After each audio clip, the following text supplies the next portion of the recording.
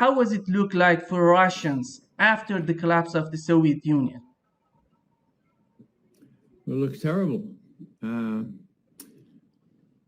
When the Soviet Union fell apart, there was no real plan as to what to do about the constituent republics.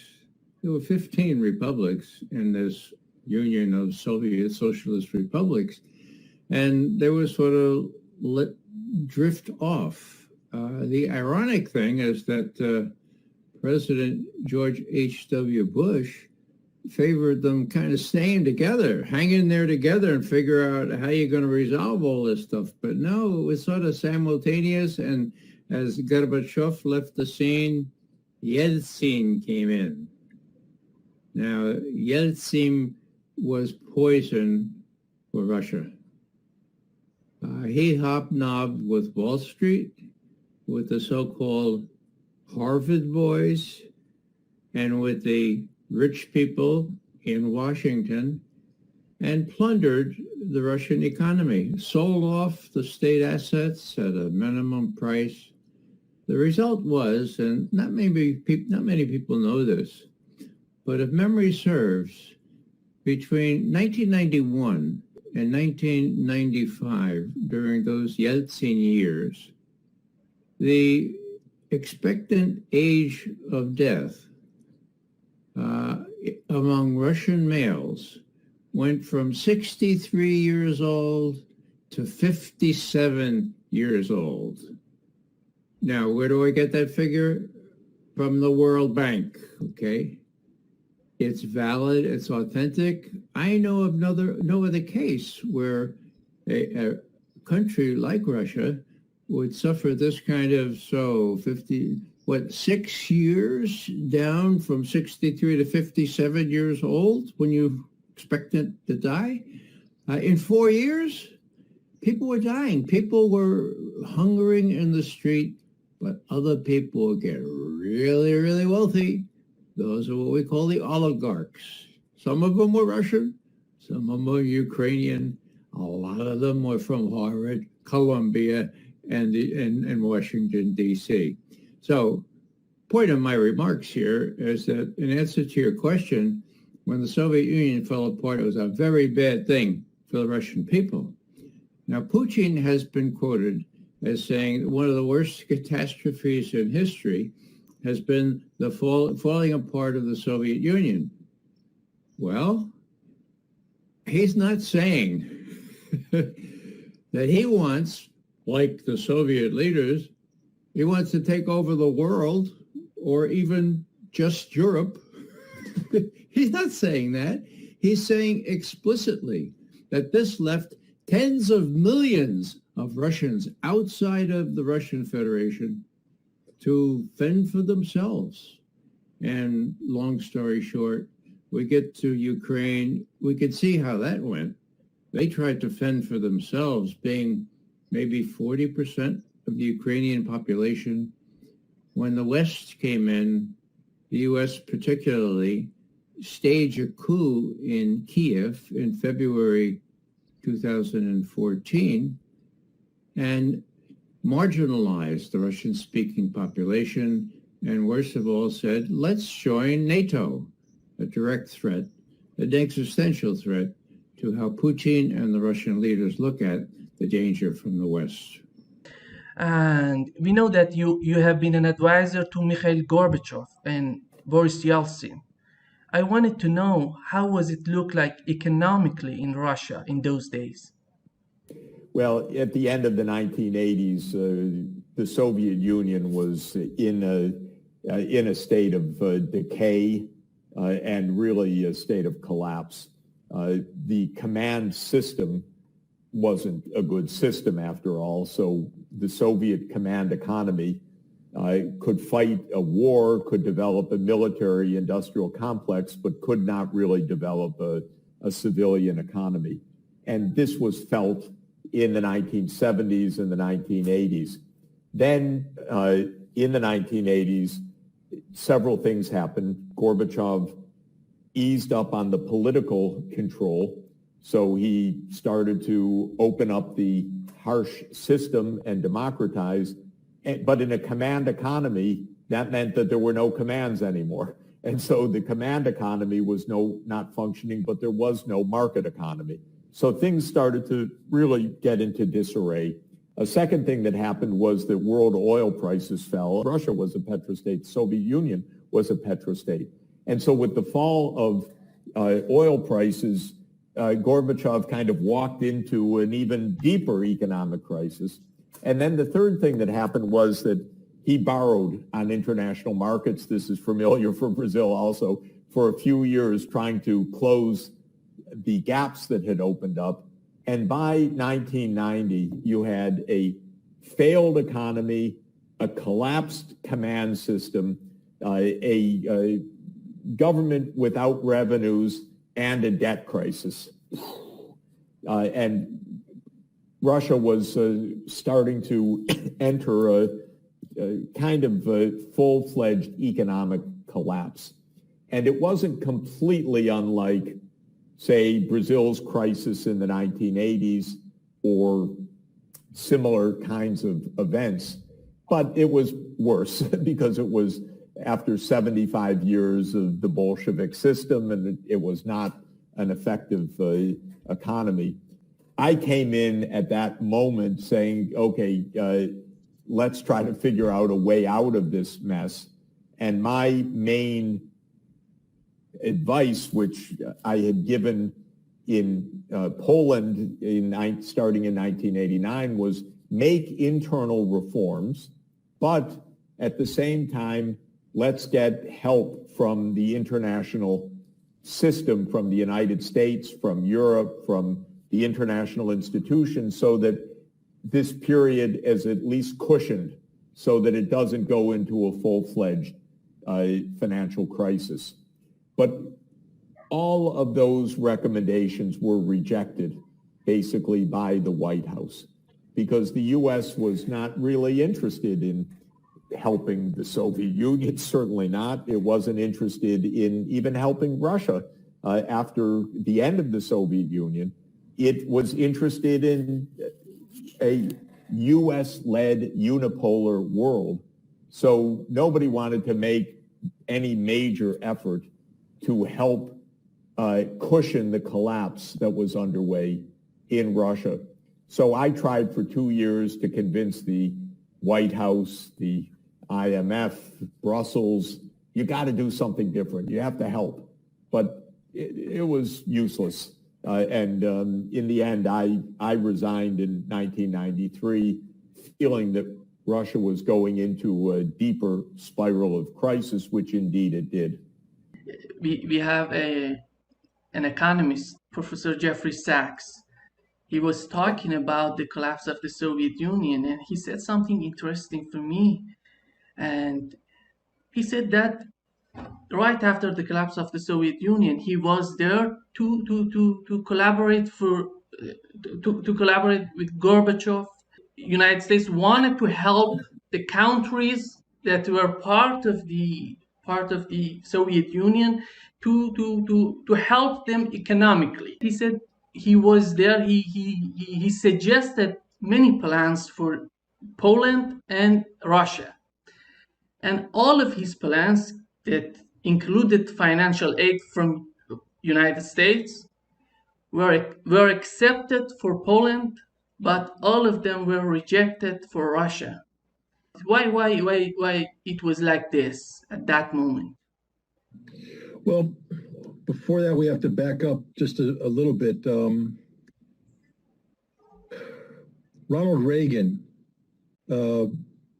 came into power as the American president on a very strong anti-communist, anti-Soviet Union platform. In fact, he called the Soviet Union the evil empire. And he used this platform to justify the rebuilding of the American military, both in terms of conventional power in Europe, but also our strategic nuclear capabilities, and indeed our intermediate range nuclear force, the Pershing II missile, the ground launched cruise missile, et cetera, came into being under Reagan.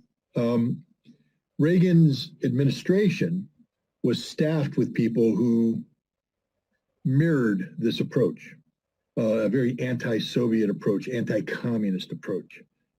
Even when Ronald Reagan finally had a moment of visionary insight and decided that to save the world, it might be a good idea to get rid of some of the most dangerous nuclear weapons in existence, and worked with Mikhail Gorbachev to sign the Intermediate Nuclear Forces Treaty, INF Treaty. They signed it in December of 1987. We're coming up on the 35th anniversary of that this December. His decision to do this was not extremely popular amongst the conservatives. I can say without a shadow of doubt that George Herbert Walker Bush, his vice president, was not happy about this. And many of the people that advised George Herbert Walker Bush were not happy about this. The reason why I bring that up is the implementation of the INF Treaty began in July of 1988. 1 month prior, in June, Ronald Reagan visited Moscow, and he met with some Soviet students at Moscow State University. And he was asked the question, do you still view us as the evil empire? And he said, no, that's the past. I view you as friends. We can be friends. And that's what we should be working for. That's a visionary statement. But it was made by a leader who would be out of office in 6 months. We had elections coming in November of 1988. The same month that Reagan visited Moscow, Mikhail Gorbachev convened the 19th All-Party Union Conference. I know that's an eye-rolling Soviet-era type statement, but it was very important. All-Party Union conferences were very rare. The last one that had been convened had been done in 1941, June 1941, right before the German invasion of the Soviet Union. The purpose of this conference was to initiate a new revolution, a revolution that replaced communist authority with a new Soviet democracy.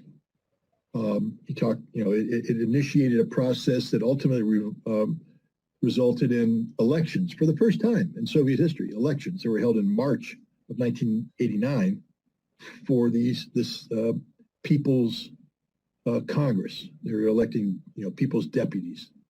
And then the Congress would elect a Supreme Soviet, would be like a Senate, and then president would be appointed. The president turned out to be Gorbachev. And the reason why I bring this up is that Gorbachev initiated this revolution, but he desperately needed a Ronald Reagan type leader who would be his friend, who would work with him, who would help the Soviet Union transition through a very difficult time. But what he got was a cold warrior named George Herbert Walker Bush, who had surrounded himself with cold warrior-like people, James Baker, Dick Cheney, Paul Wolfowitz, people of this nature, who were not thrilled about helping the Soviet Union. They didn't know what was going on. They were unsure. Was Gorbachev serious about these changes, or was this just another ploy by the Soviets to get the United States to bail them out? So while Gorbachev was begging for continued disarmament, which would free him from the defense industry and the need to continue to produce all of these strategic missiles, if he and the United States could agree on reductions, then he could start the business of converting defense industry. And then he could attract investors who would help underwrite this. But George Herbert Walker Bush didn't give him an arms control treaty until late in the game, July 1991. That's when they signed, actually the last day in July 1991. A little more than 2 weeks later, there was a coup that threw Gorbachev out. There was no economic investment, which meant Gorbachev was left trying to restructure a economic system that could not be restructured. When in 1989, December 89, they transitioned from the old state budgetary methodologies to gozorashot, the self-financing. There was no business.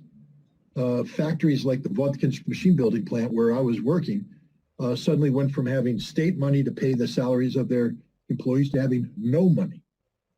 And no money meant no money not just for the salaries, but for everything. Because Vodkinsk was a factory town. The schools were paid by the factory. The stores were stocked by the factory. The roads were maintained by the factory. The housing was maintained. Everything was done by the factory. Now the factories broke.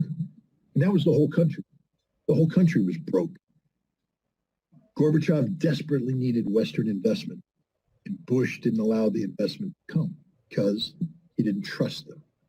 So when the Soviet Union fell, collapsed, who stepped in? Boris Yeltsin.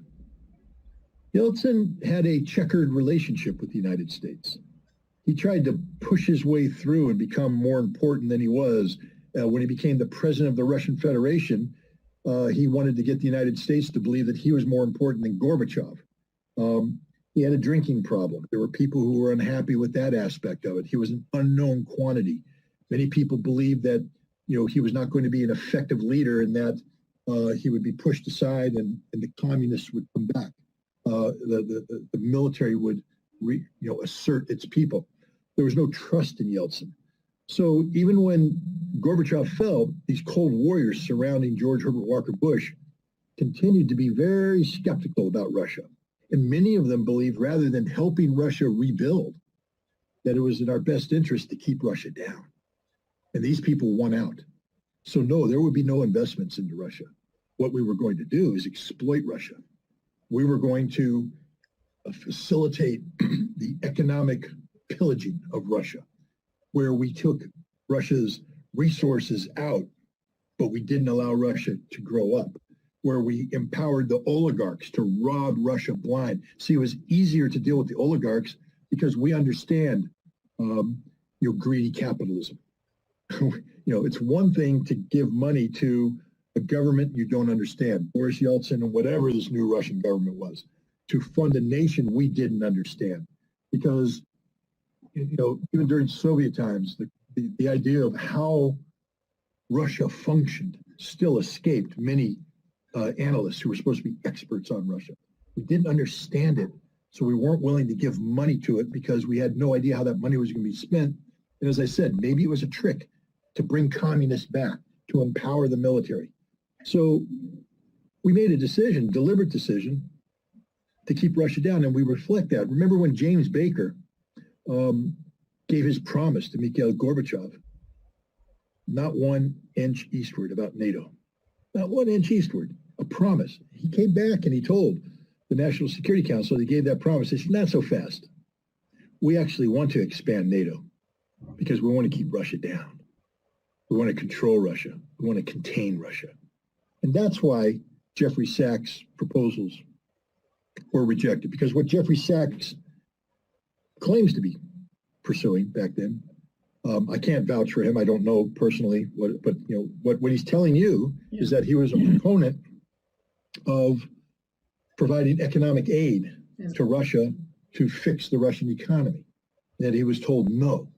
And I'm telling you that if that is true, what he's saying there is true, the reason why he was told no is because it was not U.S. policy to fix the Russian economy. It was U.S. policy to destroy Russia. And that's what we were trying to do from day one of the new Russian Federation. We didn't want them to get stronger. We wanted them to get weaker.